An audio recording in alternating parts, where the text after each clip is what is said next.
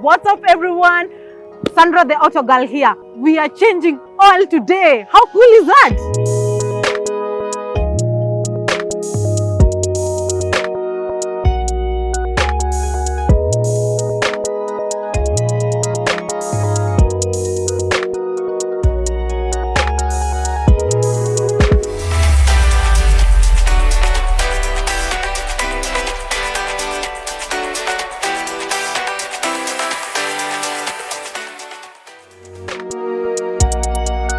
Have the oil, the engine oil that is 5W30, which we are going to use for this car. It's a fully synthetic. I'll tell you more about it.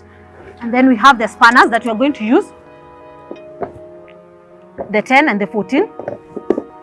This one is very crucial. We have the oil filter that we are going to replace. As you can see, there is oil surrounding it. That shows you it's original.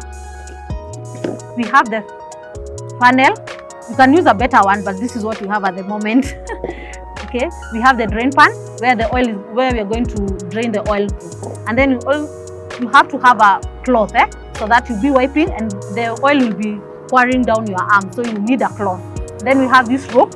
It's used to remove the oil filter from the car, but we don't have a oil filter. We don't have a spanner for the oil filter, so we are going to use this rope. This is the 5W30, which is a fully synthetic oil. That is what we are going to use for this car today.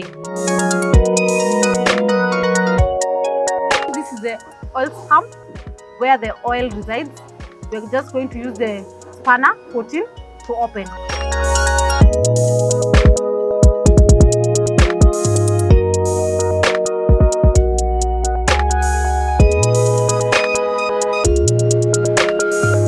Make sure you've bought the right oil filter for your car.